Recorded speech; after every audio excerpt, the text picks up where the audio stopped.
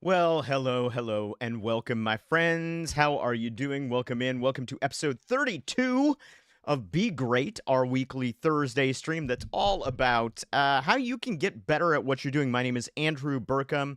I am the CEO and founder of the Idea Training Academy, and we're a coaching business that helps people get past the obstacles that are keeping them from the things that are gonna make their lives better. So if you're stuck, if you're overwhelmed, if you're overthinking, if you're just don't know what your next step is, that's what I do. I help you figure out what the next thing is by helping you figure out what's most important right now in your life. So that is where we're at. And if you're here today, welcome in. It's really, really good to have you. I have been having one of those weeks. Hey, Ember, how are you doing? Head of Steel, also welcome in. Good to see both of you here today as well. One of those weeks where, just like this, right? I got everything all set up. I got my whole setup all ready to go here the way that I normally do, and I clicked go live, which I do, 4 or 5 times a week. And what happens when I click go live? All of a sudden, I realize, wait a minute, my stream's not responding right, and I look down in the corner of my window, and it's that little globe. And if you have internet and Windows, you know that when you see that little globe framework globe, that means you have no internet connection. And I'm like, what is going on? I pay a lot of money to have a good internet connection. Style and element, it's okay that you're running late because I'm running late, as you can see. I'm getting started like 15 minutes late because my internet was out. I reset the router. Things are back up and running now, so I apologize in advance. I apologize not in advance. I apologize for being late, but I also apologize that if anything goes wrong. Hopefully it won't. But listen, guys, let's jump right to it. Since I am late, and good evening, Aliman, as well. Since I am running late, let's jump right into it. Today I want to hold a mirror up a little bit. But I also want to offer you a challenge because every week I want to offer you a challenge. I want to be that challenger that is there that believes in you, but that wants to push you because I believe in you.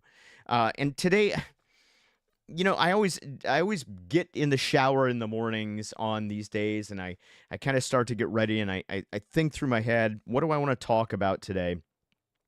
What's on people's hearts and minds? And sometimes I get questions from you. By the way, if you have a question, by all means, drop it in. It's been a long and rough week. Looking forward to some accountability. I feel it, Style. I feel it. I need some accountability for myself. In fact, that's kind of what I'm going to be talking about today. So here's what it is, okay? Here's what I'm gonna talk about. Here's what it is in my life, and I think it's in your life too. You know that feeling you get when you know that something needs to be done, but you just cannot do it. You cannot not even. It's like you can't get it done. That's one thing. If you're just going, oh, I can't figure out how to get this done. That's one thing. But that's not what I'm talking about. What I'm talking about is when you literally cannot bring yourself to do it. Do you know why that happens? Here's why. It's not because it's unclear. And it's not because you don't have time. And it's certainly not because you don't want to do it. I'll tell you a story. In addition to the coaching and consulting that I do and the streaming career that I have and love, I also do audio production. I've done audio production from a number of years. I started podcasting in 2018, and I know that may surprise some of you who know how many audio problems I have on the streams, but that's a whole different technological puzzle. But I've been podcasting since 2018. I've been narrating audiobooks professionally since 2020. So I do audio production. Hey, you're late. Kat, you're not really late. You are not late because my internet crashed right when I was supposed to go live. So we're just getting started. You're right on time. You just didn't know it. How are you? I am amazing. I am incredible. And I hope that you are good too. And today we're going to talk. I was just telling a story. So I'm an audio producer in addition to a lot of the other things that I do here. And I got a project from a friend recently. She called me up and she said, hey, we've got this playwright who wrote this amazing play. It's 2 characters, and we just want to do an audio recording of it and put it up as a podcast or something. And I said, absolutely. And she said, we'll hire you to do it. I said, that's great. I will gladly take your money to do what sounds like a relatively simple job. And so here's what happened. We set up the date to go do the recording. I went out to the place to do the recording. And on the day that we were supposed to do the recording, my equipment that I'm using right now, it's the same equipment I used to stream. We got out there and it didn't work. It just didn't work. The second microphone channel simply did not function at all. And so I had all of this set up. I drove an hour to do this. We got all these people out there to do it, and we could not do the recording. And I was embarrassed. I was devastated because one of the things that I pride myself on is reliability, is on being there for people when they need me. And in this moment, because of the equipment, I couldn't do it. And so they said, oh, of course, it was fine. Everything was good. And we set up an alternate time, and we went back out, and I set up the equipment, and everything worked fine. But that same week, when I came back and set up the equipment here, we had some problems in the stream. We had some issues where audio was dropping out, and things were getting too loud or they were getting too soft, and we had all kinds of problems. And so this thing that I had done, that I had recorded, and that I said, oh, no problem, it'll be like a week to do the edits, I didn't touch it. And I didn't touch it for like 2 weeks. Now, mind you, there was no deadline on this. It wasn't a rush job. But I didn't touch it. And the reason I didn't touch it is because it wasn't because I didn't know how to do it. And it wasn't because I didn't have time to do it. Honestly, it was because I was afraid. It was because I was afraid that somewhere in that setup I had missed something or something had gone wrong. And that somehow there was going to be something that was going to make me have to call these people back up and maybe go out and do another recording, or just have to admit that it wasn't what I'd planned it to be, right? And that it wasn't going to live up to the client's standards. And I think that is why we don't do what we know needs to be done. Now, I knew that thing had to be done. I knew it had to get done, but I didn't do it because I was afraid. And I think a lot of times we don't do what we know needs to be done because we are afraid. And we don't think of it always as fear, because fear is really good at disguising itself. A lot of times fear shows up as what we like to think of as logic, just being reasonable, or planning, or wisdom. But the truth is that we delay action in our lives, not because we are confused, but because we are afraid of where that action might take us sometimes, but also what it might cost us. So today, that's what we're going to tackle, right? We're going to talk about fear. I want to talk about how it hides in our lives, how we pass it off as other things, and I want to talk to you a little bit about how it shows up. But more importantly, as always, I want to give you tools for moving forward through that. And we do have some Q&A at the end. I always want to leave room for Q&A at the end. I do have a question that came in today. And if you have other questions, please, by all means, get them in. The link will pop up in chat periodically. Don't hesitate to hit that. Or, of course, you can always throw your questions in the chat as well. But let's start to talk about this. Let's talk about the lies that fear tells us in our lives. Because none of us are immune to it, right? Even me, right? I was talking about how this audio production, and I've been doing this for years and years and years, professionally. I've done it successfully across multiple different fields in multiple different industries. But I'll tell you what, that fear was paralyzing to me. So it's not something that I'm immune from. It's not something that anybody's immune from, no matter how intentional they are. Fear shows up. The question is, how do we move through it? So here's the first lie. The first lie that fear tells us to us is this. It's the confusion lie. It's the, I just don't know what to do. I just don't know what to do. How many times, be honest with yourself. Be honest with me. Be honest. Let's all be honest together. How many times a week do you tell yourself, I just don't know what to do? I just don't know what the next step is. And that may be true. There are areas of your life where honestly, you may just not know what the next step is. And by the way, if you are having trouble with that, reach out to me. I would love to offer you a free session, no cost to you, to help you figure out just kind of what a strategic priority is for you in your life right now. But if we're being honest with us, a lot of the time, that is not a true statement. It's not that we don't know what we have to do, right? Like when you're not happy in your job, if you're not happy in your job right now, you don't not know what the next step is. The next step is to start applying for jobs. It's to start looking and then start applying. You don't not know that. That's not a secret to you if you're not happy in your job. If you're in a situation, maybe a relationship situation, and there's something that is really causing stress and distress in the relationship, and you need to have a conversation, you don't know. You don't not know what that conversation is.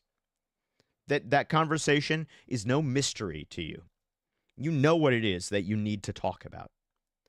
And if you're in a position where you got a habit that is creating unhealth in your life, maybe, maybe it is something, maybe it's an addiction of some kind.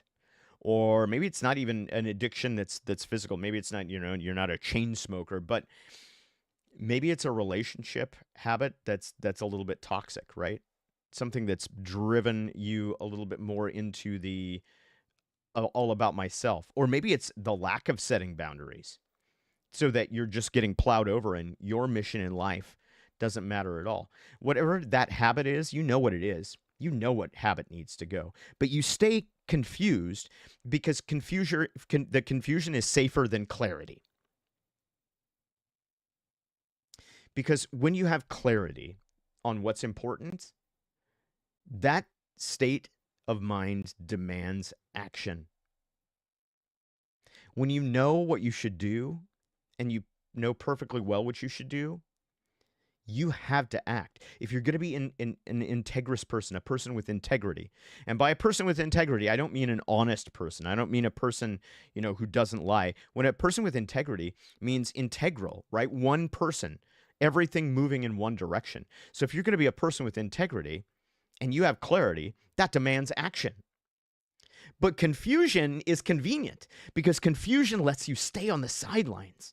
It lets you watch over things and go, well, I don't know, I'm going to jump in when it's my time. Style, it's so demoralizing applying for jobs that I decided to do something different to distract my brain from how sad work made me. To be fair, it gave me clarity. Point of that is, you're right. Thank you. I appreciate you. So yeah, and Style, that's a great example, right? Because you knew that the first thing you had to do was apply for jobs. But when applying for jobs wasn't working, you knew that you had to change tactics, right? There was clarity around that. That clarity demanded action. You took action, and things changed in one way or another. Brickman, I had to distract my brain from the pain in my nose. Well, there you go. That's a different kind of clarity. Good stuff. So, here's the check-in, okay? I want you to ask yourself this question. If you feel like you don't know what to do, and by the way, that's where all of my clients come from. My coaching clients, they all come to me, and the one thing they say is, Andrew, I'm stuck. I don't know what to do. That's the one thing they say. And so one of the things that I ask them is, ask yourself, if I did know what to do, what would it be? Right? Just, well, if I did know what to do, then what would that look like?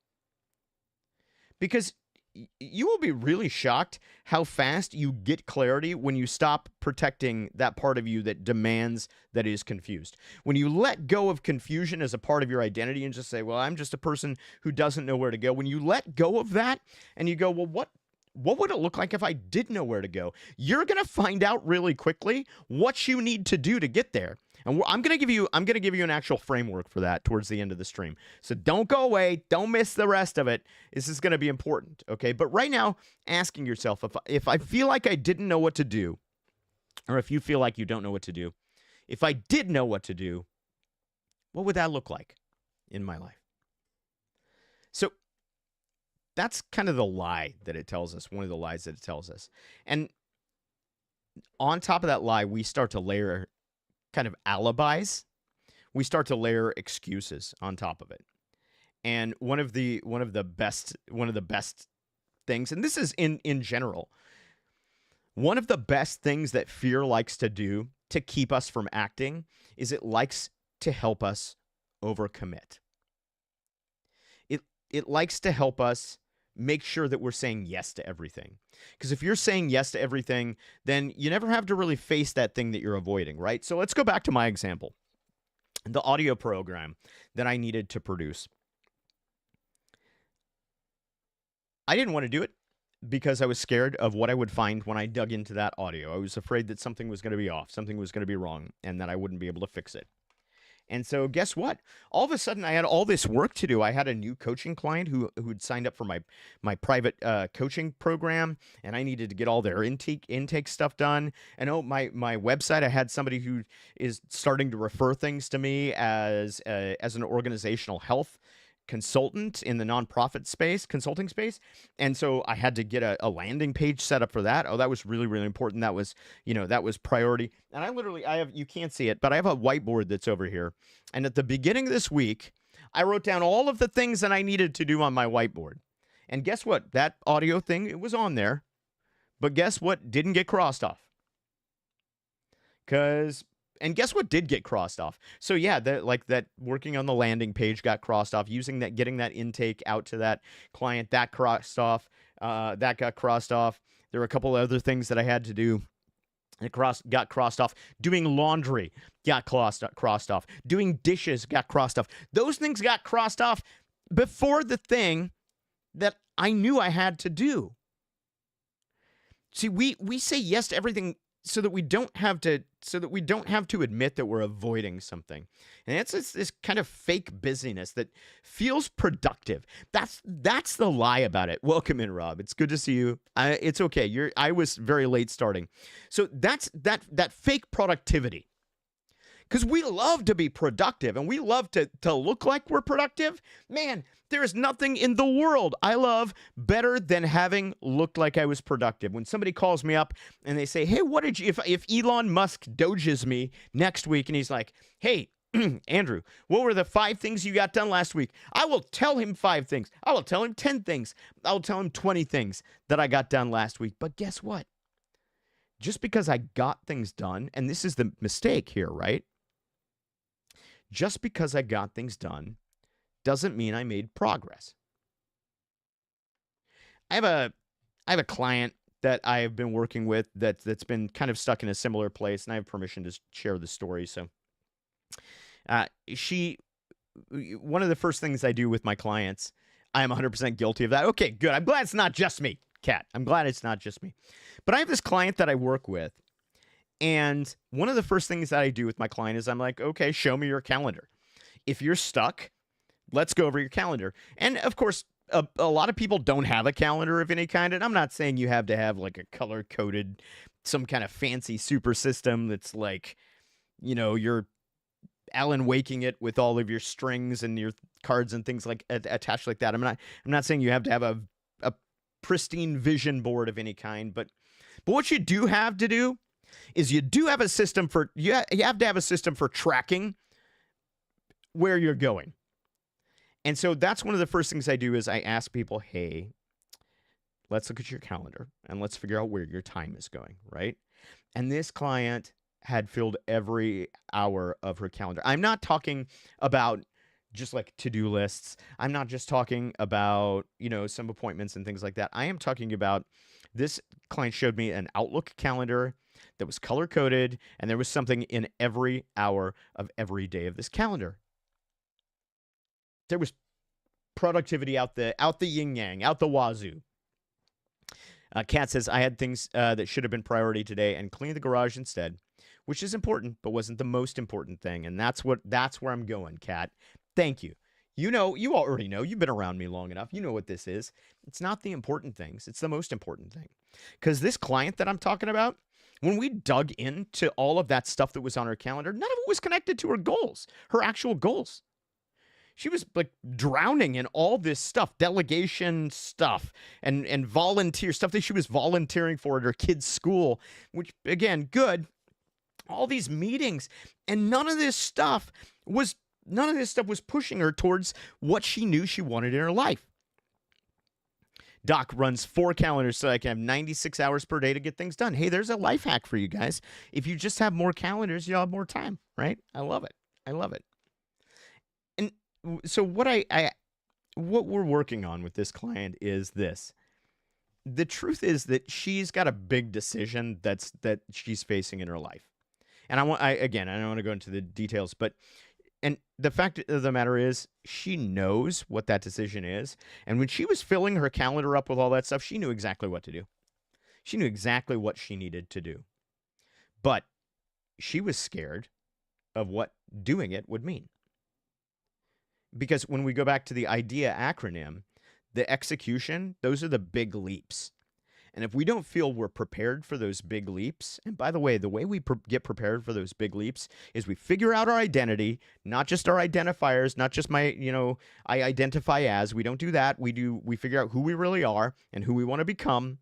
We build disciplines that are daily things that we can do that will move us in the direction that we want to go, so that when we come to the point of execution, making those big leaps, yeah, they're still going to be scary, but we know we've got a system in place. We're prepared. I love it. I love it. So there's another the other thing that popped into my head this morning as I was in the shower is, yeah, busyness, absolutely. Confusion, absolutely. Perfectionism. Your perfectionism, if you're a perfectionist, I want to tell you right now, I'm going to tell you an uncomfortable secret because I have a little bit of this too. Your perfectionism is not driven by altruistic motives.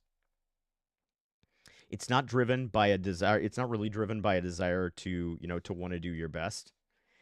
It's driven by a fear that you can't.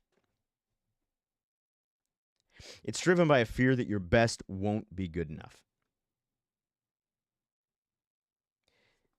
And the things that you will say to yourself are, I just want to get this right. 100%. Thank you, Drizzy. I appreciate that. Because this is in my life. Again, this is Andrew talking to you real talk, right, guys? When I get into perfectionism, I'm telling myself, I just want to get it right. It's just so important. It's not ready yet, it's just not. I gotta get it all figured out first. Or I'm still working on a plan. I want to have a good plan. I want to make sure I go into this with my eyes open. But all of those things are just covering my eyes. The truth is that I'm afraid of doing it wrong. When I don't do a thing, it's because I'm afraid of doing it wrong. And you're the same. When you're not doing a thing, it's because you're afraid that you will do it wrong. And that goes back into your identity, because when we adopt failure into our identity and we go, hey, when I do things wrong, that means I am wrong in some way. Guys, if you're going to let go of one thing this year, let go of that. Let that be the thing you let go of. When you do something wrong, that is not who you are. Now, if it's a failure of character, it's something you need to address in your life. Because failures of character usually move themselves back to some place where we've failed to understand who we really are and who we need to be. But guys, you got to get failure out of your identity. Failure is something that happens. It is not something you are, okay? Like those old PSAs back in the 80s, those after-school movies that we used to watch. Oh, if you're not careful, you'll end up like this person, end up like that person who's in druggie on the streets or in prison or whatever else. You'll end up like those. And ending up like, what it taught us is that failure becomes your identity if you just fail hard enough. And so I don't want you to do that. I don't want you to be so afraid of doing it wrong that you don't do it at all. I feel like my perfectionism is a control issue more than a feeling of fear of failure. Doc, isn't that the same thing on a level, right? Why do we want to control things? So when I want to control things in my life, the reason that I want to control them is because I'm afraid of what happens when they're out of control, right? I'm afraid of my incapacity to handle things when they're not exactly in the lanes that I want to put them in. So it may not be a fear directly of failure, of your own failure, but it may be a fear that your systems are not resilient enough to handle the unknown. And I think that that's the way that it plays out in my life as well. So it may not be that specific fear, but it is always driven by fear. We like to believe that it's altruistic, but every need for control is driven by a fear someplace in our lives. It's driven by an inadequacy, uh, someplace, right? And usually it does come down to systems. We're afraid that our systems aren't good enough. High performers consistently struggle with this. And the reason that we do this, right, as high performers, and you guys are high performers in some area of your life, it may not be, it may not be the area that we're talking about, but the reason we do this is because we get used to succeeding. Don't we? Don't we get used to succeeding? Haven't you been really good at stuff in your life? I was, let's see. I was working for Best Buy. I was a manager for Best Buy. And I had been a store manager, and I decided I wanted to move over into HR and maybe work my way up the HR ladder. And so I had moved over, and I'd become an operations manager. And they started closing stores. Best Buy started closing stores. This is when they started paring back a little bit. 15 years ago, 10, 12, 15 years ago. And they closed the store where I was an operations manager. And I thought no big deal, right? Like, I'll just go get another job at Best Buy. And so I started looking around, and there was one job within like 50 miles, 60 miles of where I lived at Best Buy. It was one assistant manager position. And I thought, no problem. I had a great career with Best Buy. I was a trainer. I had created training programs. People would come to me to learn how to do the job. I thought, this is no problem. 100%. All I got to do is walk in, interview for that job because I'm used to succeeding. And guess what? I didn't get the job. Did not get the job. And we get so used to succeeding that when we're high performers, we are afraid of looking dumb. That's one of the things that kind of drives me in my life a lot of the times is there's an instinctive part of me that doesn't want to look dumb. Now, mind you, one of the ways that I face that is I've made a career out of kind of making myself look a little bit dumb. And I've really come to terms with the fact that sometimes my superpower is to be the dumbest one in the room, and that's good. But when it becomes a fear issue, when we're used to succeeding, we create these high standards, things that look like high standards, but a lot of times it's just self-protection. And so we go, well, I'm not going to go after that opportunity because my standards are higher than that. Or I'm not going to do this because I'm not ready to do it perfectly yet, or I'm not ready to do it right yet. And you don't need to be perfect. You got to have momentum. And momentum is rarely perfect. It usually kind of starts and then stops and then starts and then stops, and then it eventually starts rolling downhill. So start something and then learn how to do that thing. And by the way, learn how to do that thing while you're doing it. Don't feel like you got to know how to do it going in. When I started coaching a couple years ago, I had no idea. Zero idea. I'd had some coaches in my life. I'd coached people professionally all my life, but when I started coaching people in their lives, I didn't know what I was doing 100%, but I knew what I did know. I knew I had some frameworks that were good and that worked and that had helped me. And so, you know what? I jumped in and I learned as I went, and I adjusted and I repeated and I did it over and over and over again. And that's what you have to do is you have to jump in and you have to start. It is important to learn while you're in process. That's where momentum starts. So you don't need to be perfect. You just need to be moving. Okay. That's what I'm telling you. So the antidote to fear, we think about the antidote to fear And what is the antidote to fear? It's courage, right? And the popular saying is that courage isn't the absence of fear. It's moving in spite of it, right? It's motion in spite of fear. And I think that's true. One of my coaches, Erwin McManus, the way that he likes to say it is courage isn't the absence of fear, it's the absence of self. And I love that. I think that's so very, very good. Um, so let's talk about how to have courage then.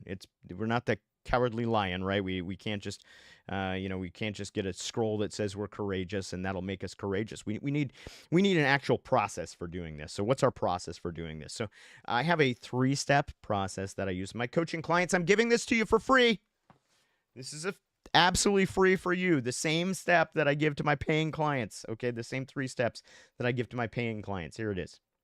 First and foremost, I hope you're taking notes. If you're not taking notes, get out your phone, open the Notes app, get out a pen and paper if you're old school like me, or you're remarkable if you're new old school like me. But I would just want you to take these 3 steps down, because I want you to have these. They've been so successful in my life, and they've been so successful with the people that I work with, that I believe they will help you. So here are the 3 things. First thing, name it. Name the fear. Naming things is an ancient thing, right? If you've ever seen like The Exorcist or any movies about exorcisms, one of the things that the priests or whoever's doing the exorcism that they're always trying to do is they're always trying to get this evil demonic entity to name itself. Because there's this ancient belief that when we have the name of something, that we have control, that gives us control over it. But guess what? That belief is ancient for a reason. Because the things that we name, we actually do begin to have more control over. And it's a weird thing, but it actually plays out in your neurology. Lisa Feldman Barrett wrote a book that I love. It's called How Emotions Are Made.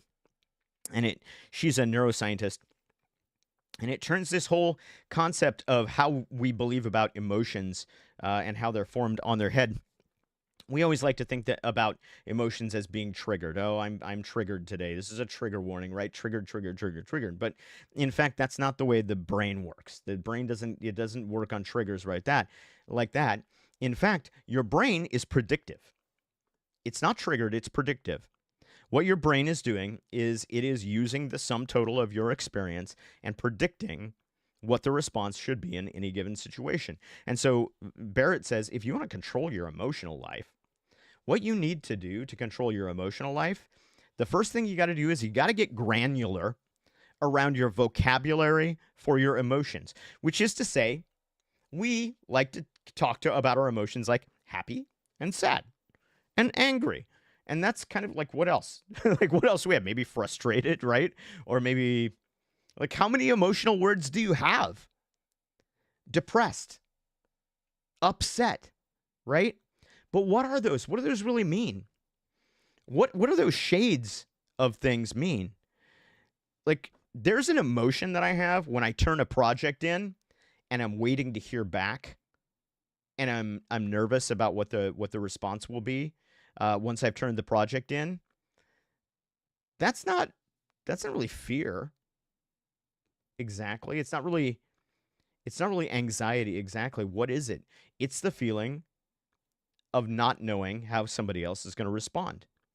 And so when I turn something in and I'm waiting for a response back, and I get that feeling, and I can centralize it. It's right here, kind of in the center of my torso. And when I get that feeling, that kind of sinking feeling, when I see that email flash up, right, from that client, when I get that feeling, the first thing I do is I label it. I name it. I'm like, oh, this is the feeling of not knowing what that response is going to be like. It's going to be okay. You've felt this before. You've had it before. So the first thing I want you to do is name your fear. What are you actually afraid will happen if you take whatever action it is? So if you're at a crossroads, if you're at an execution point in your life, and you're afraid of what will happen when you go down one route or the other, first thing I want you to do is name that fear. What are you afraid will happen if you do the thing? Okay? Number 1, name it. Number 2, challenge the story. So I want you to ask yourself, is this fear that I have, is it based in truth?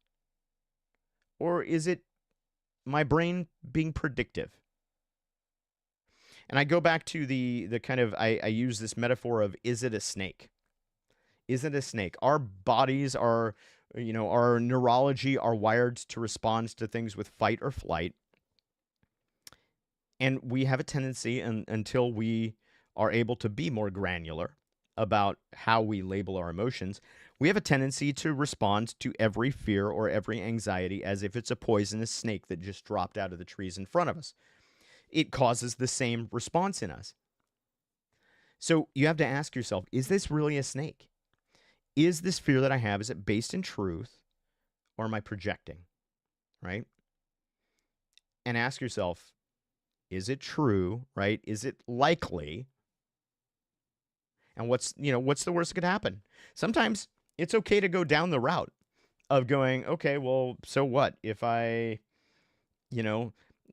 let's go back to my story from earlier. If I had opened up that audio and it was blasted out and had dropped out in places and it was not acceptable, what's the worst that could happen? Well, I would have to make an uncomfortable phone call. Well, I've made uncomfortable phone calls in my life before. And I would have to probably re-record, which would mean, I would have to, humble myself and go, hey, I didn't get it the first time. Well, you know what? I've had to do that before as well. Does it mean that nobody would ever call me again to do another recording? Probably not. And even if it did, that's not what I do for the most part anyway. Is it going to end my career? Is it end my credibility? No. So name the fear. What are you afraid will happen? Challenge the story. Is it based in truth or in projection? And then, number 3, take a little action. Just a little action. One little thing. And see, one of the reasons that we don't get things done, and I talk about this all the time, so forgive me if I'm repeating myself. One of the reasons we don't get things done is we feel like we got to take these big leaps at everything. And there comes a time when a big leap is required, but it's not all the time. So just ask yourself, what's one little step, one irreversible step, like that I can do where I can just stick my toe over the line that will get me in the right direction, right? For me, that step was, so let's go back through this, right? Let's go back through what I worked myself through this week. Name the fear. Okay, I am afraid that this audio is going to be messed up and that my credibility will be shot. Okay, number 2. Is that based in truth or in projection? No, that is me, taking all of that into my identity and saying, if you didn't get this audio right, then you are bad at audio production, which you know for a fact is not the truth, right? That you were working with equipment that you hadn't been working with before. There's a lot of mitigating reasons that you might have screwed this up. But it doesn't shoot all of the experience that you have that tells you you're good at this. And then number 3, take the micro action. What's one small? So I'll tell you what my micro action was. Here's the thing that set me in motion. I had all of this stuff on my Rodecaster here that I use for streaming. It was the same device that I had used to do the recording. And I downloaded it onto my computer. That was the step. I downloaded it onto my computer. And then once I downloaded it onto my computer, I'm like, well, okay, let's pull it up. So I pulled it up and I looked at it. Didn't listen to it. Didn't start to edit it. Didn't start to touch it. But I looked at it. And guess what? When I looked at it, there were parts of it that weren't great. Now, I'd made some adjustments midway through. And so I knew the first part of it was not going to look exactly the way I wanted. But I looked at it and I'm like, well, there's no dropouts there. There's only a little bit of clipping and I could probably fix that. Okay. And so I pulled the next section up. And then I thought, well, let's jump into this. And I started to edit it. And I kept going through it one step at a time. Hello, turn up client. Welcome in. It's good to see you. My name is Andrew.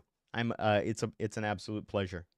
What are you struggling with in your life? Let us know in chat. We're talking today about fear and how to overcome it. What I'm trying to say, guys, is I got that thing done. I got it done in one day. One day. I spent probably 8 hours on it. And I did it through this 3-step process. I named the fear that I had. I challenged the story. Is that fear based in truth, or is it just me projecting? And I took one small action to start with. I didn't try to tackle the whole thing at once. I took one small action, which led me naturally to another action, to another action, to another action. So, so that's the 3-step. That's this 3-step process for you. Now I want to give you here's a little strategy. This is my little framework for you this week, because every week I like to give you a little framework, and I know not all of these are going to be, you're not going to grab onto every one of these, but it's my job to give you tools for your toolbox. So here's another tool for your toolbox. This is what I call the blueprint. Actually, it's kind of a backward blueprint, and this is just a quick thing that will help you get through when you're paralyzed.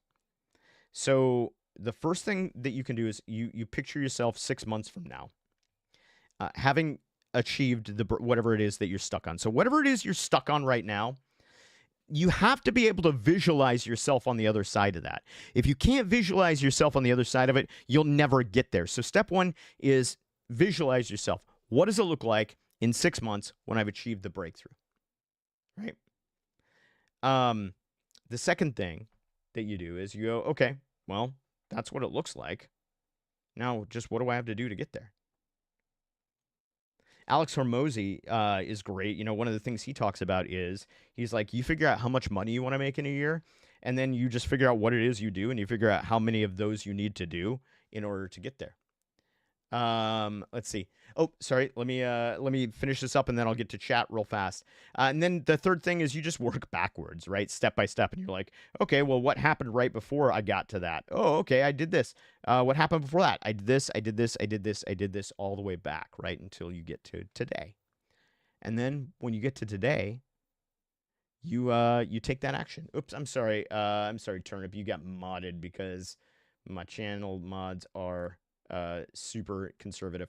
Let's see. Okay, so let's take a look at this. So the whole point of this is reverse engineering success, right? Without getting caught in what's here. Because what's here, our fear is here in the present. It's not in the future. In the future, we've already worked our way through that fear. And your brain loves this kind of clarity. You need a path to get yourself started from the win and not from the worry. And that's kind of where this is going. Let's say I'm not afraid of fear of failure. I'm afraid of not being a fully responsible steward of the opportunities I've been blessed with. That's a code for a fear of failure, and my children too. Cycling economic stock. So this is something, and again, I'm not like taking you to the woodshed on this, but when I say I'm afraid of not being fully responsible for things, what I am saying is, and because I use this one too, I use it all the time. I'm afraid that I'm not going to appropriately take care of things. What I'm saying is I'm afraid I'm not good enough to do that. Right? I'm afraid I haven't built structures in my life that will allow me to do that thing. So it is a fear of failure. It's a fear of failure. We just like to label it in response. We like to twist it up in responsibility because responsibility makes us feel better about it. But really, at the end of the day, what the fear is that I'm not up to the responsibility. So, something to think about. And my children too, being afraid of not doing as well as you could have is different from a fear of failure. I would argue that it's not, except there's an intersection where not achieving the best outcome can still be considered marginal failure, not abject failure. Should we not pursue excellence and be frustrated when we, upon reflection, recognize we or others don't make the most of the opportunity? That's the difference, Doc. Right? So the difference is when I am afraid that I'm not up to something, right? When I'm not up to doing the best in something, that means that is exactly the opposite of striving for perfection. Striving for perfection includes the word striving, and that's the word that we leave out. We leave out the word striving because what we do is we substitute the word yearning for perfection, for striving for perfection. Striving, the word indicates that we are actually reaching. It's actually a trying, right? But what happens to us so many times, and I'm not saying this happens with you because I know you and I know that you take steps towards being the best. But what I'm saying is, as a general category, what happens is when we categorize ourselves as somebody who is striving for perfection, if we're not moving towards perfection, then we're not moving at all, and we're not really striving, right? We're living in that world where we're just in our own heads. about it, right? And that doesn't actually move us. So I hear what you're saying, and I agree with what you're saying 100%. But I would challenge you, right, to stop and think, where has this need for perfection paralyzed me, and what is it about me in that area of my life where I feel like I can't do that, where I feel like I can't do good enough, right? Or where do I learn to accept the 70% that does actually get the job done? That's a big thing with me too sometimes. Let's see. Have you ever read The Subtle Art of Not Giving a F? Yes, I have. Great book, fabulous book. Definitely love that book to death. It's one of the books I found that helped me through a bad time. 100%. I love it. Turn up that. That's a fabulous book. It's one that I have used as well, and I love that book. So definitely, guys, go check that out. It's super good. Also, James Clear's Atomic Habits, another amazing book. Extreme Ownership by the Navy SEALs, and of course, Mind Shift by Erwin Raphael McManus, who's one of my personal coaches. A lot of great books out there. A lot of good books. I've got a book coming out later this year. It's just called Be Great because, why not stick with a brand that works? And it will be out in December of this year. So there we go. So, okay. So that's my framework, guys. That's my framework for dealing with fear. And I think that anytime that we're thinking that our problem is confusion, or we're thinking our problem is perfection, or we're thinking that our problem is overcommitment, like, we should start to look for the places where we're afraid. So that is what I would say. That's the one I'm waiting for. It's coming out, Style. I'm in the final rewrite right now. It's coming out. And also, I do also write a weekly newsletter. Right there, andrewburkham.substack.com. Please go subscribe. It's free, and I think it's good. I think it's really good, guys. Yeah, and you don't have to, like, I don't know, you don't have to do anything. Just check it out. Every week it's more of this kind of thing. It's a little bit more expanded. And I do an audio version, so you can listen if you don't want to watch. But go check that out. Honestly, my next book will come out of those posts. So if you want to get a little heads up on my next book. By the way, I will real quick say I'm also in the early planning stages of my third book, and my third book is going to be a book for people who are new to management. So if you are new to management, or if you know somebody who is, that was one of the things that I've done for many, many years, is I've helped teach people how to be managers, down to the basic things: how to have a difficult conversation, how to do performance management, how to coach people, how to train people. So I'm going to be collaborating. I'm going to be collaborating with a friend of mine who is also a genius in this particular area. And that's going to be my next book. So I haven't decided what the title is yet, but it's going to be all about management and how to manage people in a way that's responsible, respectful, and workable, and leads to excellence too. So I got a question this week. Let's see. Did I just get the one? I think I just got the one, but let's go to Q&A here. Oh, I have a few. Okay. This is great. Okay. Cool. I like this. Okay, let's jump in. So, how do you manage to balance everything in life in a healthy or meaningful way is the first one. Let's see. I'm curious, how about being hypercritical of yourself? What's your view on that? That's a great question, right, Turnip? And so I would say that if you are hypercritical of yourself, it's going to go right back to that perfectionism category. And perfectionism is usually an identity problem. Perfectionism very rarely has to do with anything other than your identity. And there is something about the way that you see yourself, or there is something about the lack of clarity that you have for your future self that is holding you up and going, oh, well, see, there's evidence. There's evidence that I can't. There's evidence that I'm not good enough. There's evidence that I can't, that I can't be responsible for that. There's evidence. So the way to get out of that, the way to spiral your way out of that, is to start to collect evidence that you can.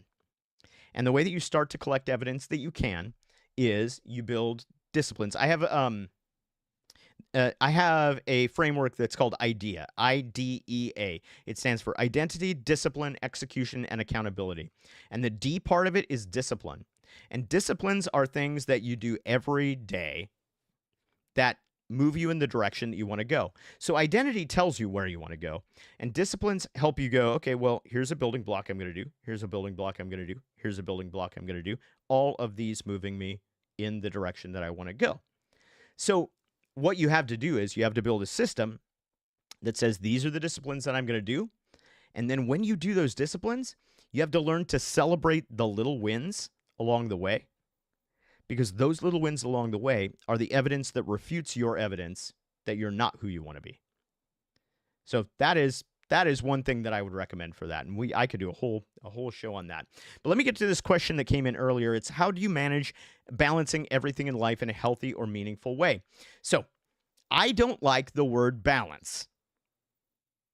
Thanks. Yeah, you're welcome. And I would love to, by the way, turn up, if you exclamation Discord, I've got a Discord community. A lot of it's around my streaming, around my, gaming streaming and stuff like that. But there is also a coaching section in there. So if you go exclamation Discord, that can show you how to get attached to that Discord. If you do exclamation coaching, talk to you a little bit more about how you can get involved with in a coaching relationship as well. So there you go. Thank you, Style. I appreciate you. Okay, so I don't like the word balance, guys, because the universe is not designed in balance. A lot of people think it is. It's designed in balance. So all the planets are in the perfect orbits, and it's all in balance. It's not balance, guys. It's not balance. It is tension. The universe is not designed in balance. It's designed in tension. And your life is designed for tension, not for balance. Because here's the thing. Balance implies that you're sitting in the center all the time.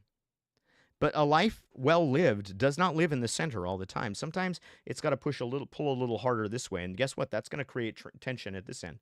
So if you have work life, right? Work life balance is the one that we always like to talk about. Let's say this is work and this is life. And so now if I need to spend some more time on work, there is tension between me and my personal life. But guess what? That tension is really important, because that tension reminds us not to forget that thing.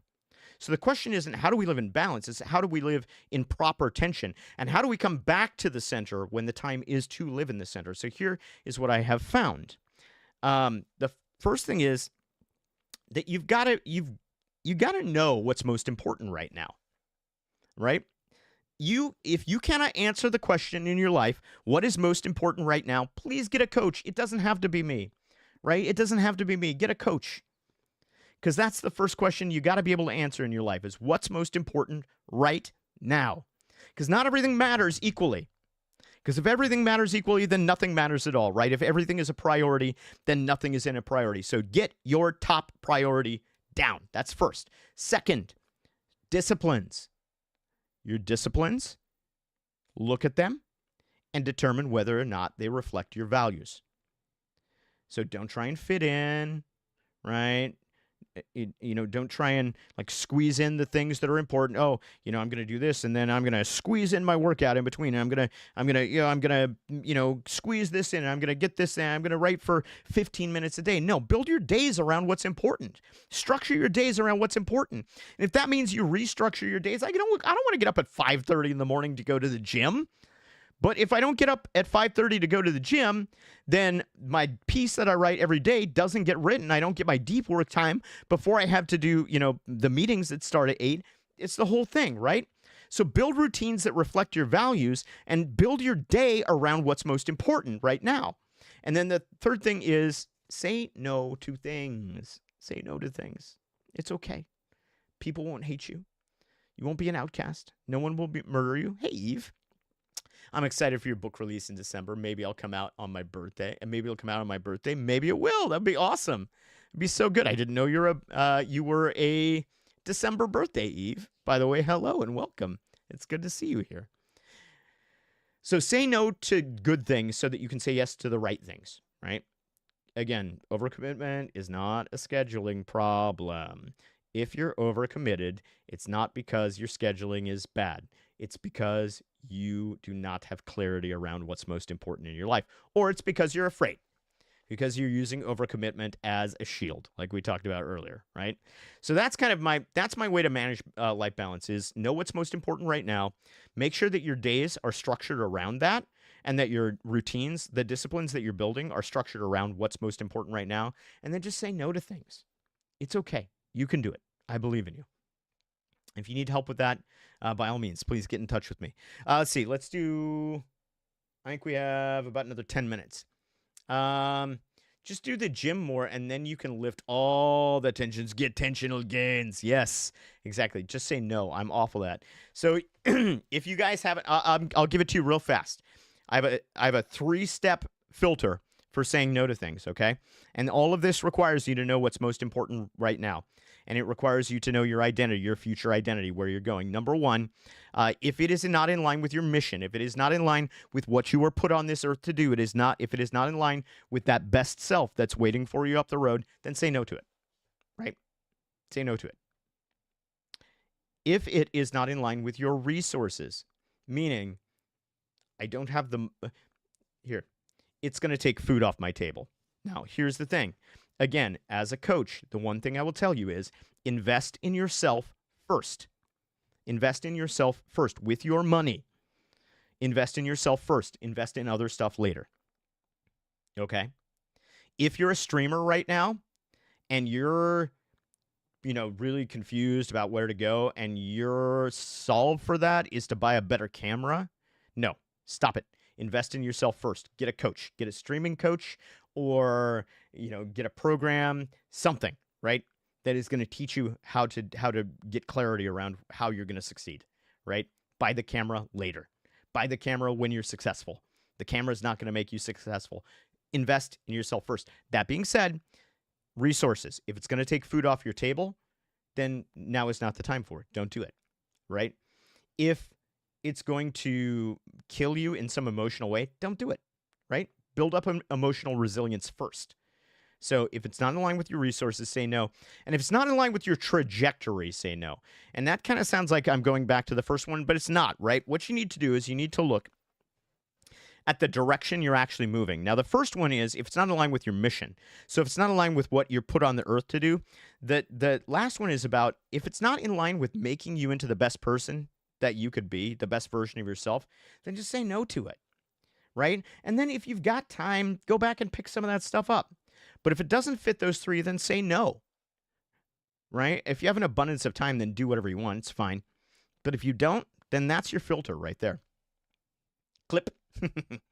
So difficult not to care, though, about anything, about things you should say no. Oh, it's impossible not to care. But you have to train yourself to care, but also recognize that you have to have priorities, right? It's all about priorities. That's the key. Okay. Next question. I'm gonna try and get both of these in before we go. How can you cope with an emotional life event and get back to streaming? Boy, oh boy. Here's what I'll tell you. That's a hard one. How can you cope with an emotional life event and get back to streaming? Here's what I'll tell you. Is this. The emotional life event's not going to go away. That's not going to change. There are things in our lives that we will carry with us for the rest of our lives. That's what we call scars. Now, a lot of us like to keep those scars as open wounds. We don't like to bandage them. We like to look at them. We like to show each other, how much they're bleeding. We like to point to those things. Now, what that is doing is, I think that is a part of culturally we are so sensitive to trauma that we have told people that trauma is who we are when we've experienced it. Well, a couple of things. The first, we've all experienced trauma. Everybody has. And I'm not diminishing yours. I'm just saying you're not the only one, right? So you have to learn how to assimilate the trauma and to move with it. Because if you look at the tickety talks or if you look at the Instagram, if you look at all those things, a lot of people who like to soak in their trauma. And there's a season when it's okay to grieve, but there's a season when it's time to move, right? And so you need to decide when the time is to move. That usually comes from having people in your life who can hold kind of space with you, but also who are there for you when you're ready to start moving. So that's the first thing is know that your trauma, those emotional events, they're not going to go away. It's not going to get better. It's not just going to magically be better one day. You're not going to wake up tomorrow and it's going to be all roses and that thing didn't happen. But guess what? You got to live your life anyway. And so the question is, what kind of life do you want to live?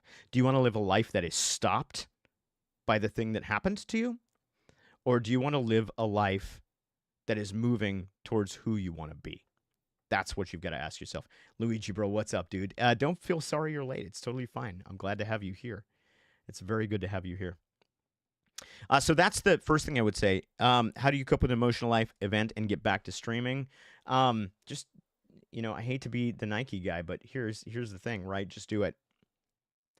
So wake up in the morning, put the streaming clothes on, and just sit down in front of the computer and go. Just like that first time when you were afraid to click go live because you didn't know what it was going to be like.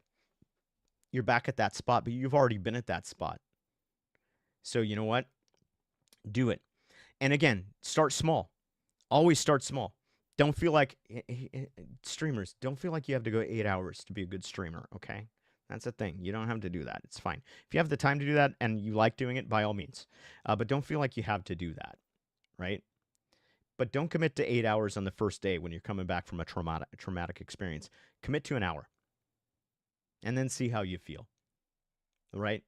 But just like when you're going back to the gym after a surgery, if you've ever done that, you can't go back to the weight that you were at before. Like you can't go back to the same, the same activities that you were at before you had that surgery. You got to work your way towards that, right? Good news. Tell me good news, man. Kind of like the realization that love is an action, not an emotion. You have to choose choose and act on it. So, Doc, again, Frequency the Maven. I see it a little bit differently. I believe that love is definitely not an emotion, but I don't think it's an action. I think it's a discipline. And the difference here is actions are things that we do once, right? An action is something, it implies, hey, I'm going to do this. I'm going to love you. And yes, I may love you today, I may love you tomorrow, but I don't want you to build, when you love somebody, I don't want you to build a pattern of actions around loving them. I want you to build a discipline of loving them, which means that there's going to be a series of different things that are going to go into it. Things like, I'm going to believe the best in this person. I'm not going to talk badly about this person, behind their back, which, by the way, you shouldn't do with anybody, but neither here nor there. I'm going to speak truth to this person, but my intent is going to be to use everything I have to help them get to be the best person that they can be, in the understanding that they're going to make me the best person that I'm going to be. So I believe that love is a discipline, right? Just like I believe faith is a discipline. It's not, if you have faith in something, I don't believe that you succeed by just doing things. You succeed by creating a discipline, right? So I didn't mean to derail you. It's fine. Discipline is a series of planned actions. We're on the same page. Yeah, I know. But as you may have noticed, words are important to me. So when I'm talking about the frameworks, the reason is because the words that we say mean something, right? Just like when we talked about naming your fears, that's why. Luigi, so I've graduated now. Your wise words definitely helped guide me throughout the years. I appreciate it a lot. Well, that means a lot to me, my friend. I appreciate it. It was an analog, not a divergence. Great. Good. Okay. How do you cope with an emotional event? First thing is, know that it's always going to be with you. Don't try and heal it all in one day, but do try and heal it, right? Know that you will carry the scar. That is not going to change. If it is something that you did, you will bear the weight of that. You will bear the consequences of that. And one of the reasons that we fail in character is that we believe that what we do will not have consequences that last for our whole lives. We honestly believe that we can get out of jail free, and you can't. You cannot. What you do in this life echoes in eternity. Thank you, Gladiator. It's one of my favorite movies, but I think that phrase is good. What we do in this life echoes in eternity. And if you believe in a higher power, as I do, then there's a true echo into eternity. And I'm not one of these hellfire guys that says, hey, you know what, you're going to be judged for every little thing, and everything is, I believe that there's a system that frees you from that. But your all of your existence is affected by the way that you control your character. And so if you have failed, if you have had a failure of character, that's gonna go with you for the rest of your life. Even if not, even if it's something that you had no control over, it's gonna go with you for the rest of your life, right? But you have the decision on how your life moves from this moment. And even if you caused that harm, you get to make the decision of how you act, how you behave going forwards. Are you not entertained? Thank you for being here and talking to us, and thank you for being you. Well, thank you for being you, Eve. I appreciate you so much. I do. I do. Okay, so that's that. And then, oh, and then second part of that is small steps, but active steps. Not preparing, not investing in stuff. Invest in yourself. Get yourself a coach if you can, right? If you can't, watch a lot of YouTube videos.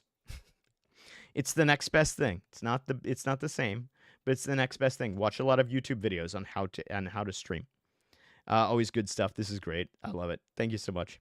Let's see. Last question. Here we go. And this is going to take us out. How do we maintain a good balance of sleep, exercise, and healthy food? Again, you don't.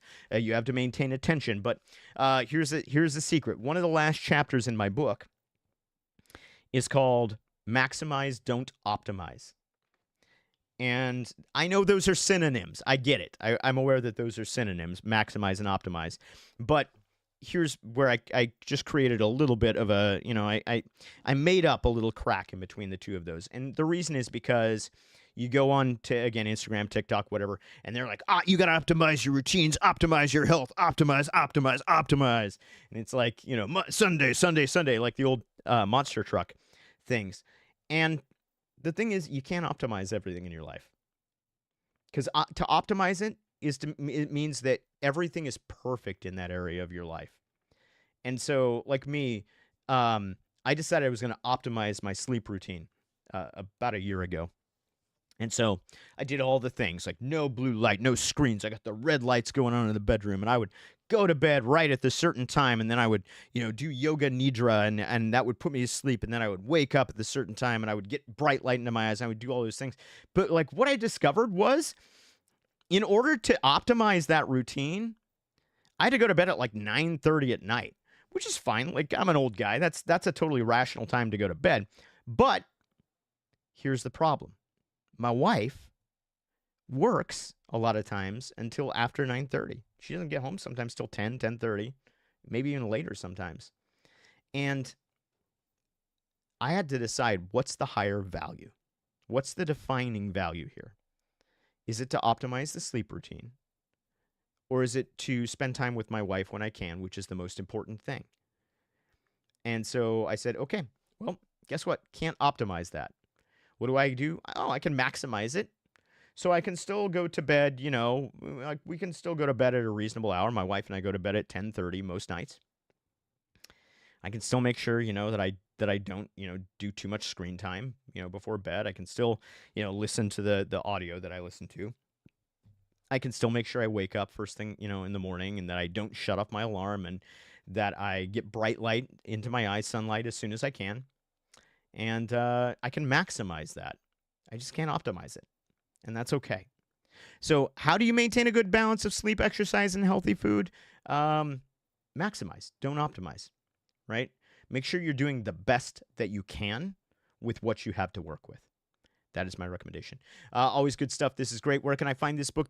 My book, Be Great, will be available on Amazon come December, assuming that Amazon it gets through all the hoops that it has to. So it will be available. I'll make sure I get you pre-order information, and if for whatever reason you want a signed copy or something like that, I'll do maybe a mini book tour as well. In some of the areas. So, all right, guys, listen, that is it for me. I hope that I hope you've gotten something out of this, but I just want to leave with a challenge. I always want to leave you with a challenge. I want you to do something today for me, okay? I want you to pick something you've been avoiding today, just like that audio thing that I was working on. I want you to pick something you've been avoiding, if it's a conversation, if it's a project, if it's a priority, whatever it is, and I want you to write it down. And then when you write it down, I want you to set a 5-minute timer. And when you set that 5-minute timer, I want you to start. Do not wait for the fear to go away. Do not wait for it to subside. It is not going to subside. I want you to set a 5-minute timer and start, because what you will find is you'll find that you know the name of that fear now, and you will find that once you start to move, it's going to shrink, right? Because you're not confused. You're not too busy. You're not underprepared. It doesn't have to be perfect. You're scared, and that's okay. It's okay. That's human. But let's not live in fear. Let's not build a life where fear gets to decide what we do next. Okay. So if you got challenged today, I would love to hear what your one thing is. Hit me up in Discord or, DM me, whatever it is. If you need help building momentum around the things that matter, reach out. Again, I coach high capacity individuals who are just tired of being busy and not moving forward. So that's what I do. Thank you guys for being here. I appreciate you. Signed copy, yes, but unfortunately I'm on the other side of the world. We'll figure out a way to get it shipped. Thanks as always, leaving with some lovely, strong thoughts. I love it. All right, my friends. Thank you so much. Again, my name is Andrew Burkham, andrewburkham.substack.com. Go to ideatrainingacademy.com to learn about my private client coaching and my group coaching programs. Guys, I do this because I love you. I will always have some things that are going to cost money because I got to pay the bills, but I will always do this for free because above all else, I believe in you. And I believe that everyone has the power within them to pursue their moment of greatness. And so, as always, I say, get out there and be great.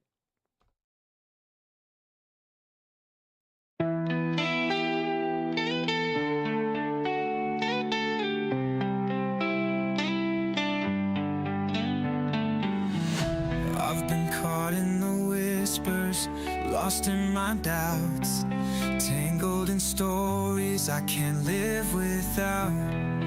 But there's a fire, it's burning inside, calling me forward, I can't run and hide. It's not about perfection, it's about the climb, breaking through the limits, one step at a time.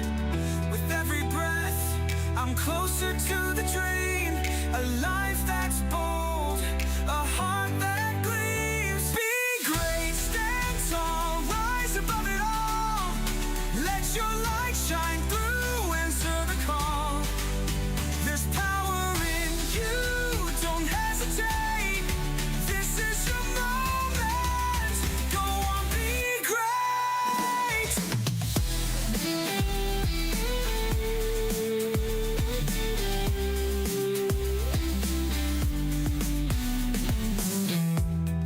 The mirror's reflection, it shows who I am, but it's just the beginning, not the end of the plan. Through trials and heartache, I've learned how to fight, to shape my tomorrow. I start with tonight. It's not about the shadows, it's about the flame, fueling the courage to rewrite the game. Every step forward, I leave fear behind. Greatness is waiting, it's yours and it's mine. Be great, stand tall, rise above it all. Let your light shine through, answer the call. There's power in you, don't hesitate. This is your moment, go on, be great. Through the storms and the pain, I'm finding my way again. With purpose, with heart, I'll never fall apart. It's the journey, not just the end, a story that begins again. I'll build it, I'll create a life that resonates. Be great. Be great, stand tall, rise above it all.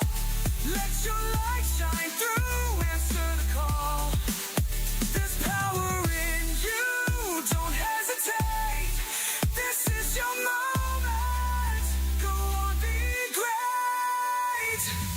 This is your story, it's time to ignite a life of intention, a future so bright.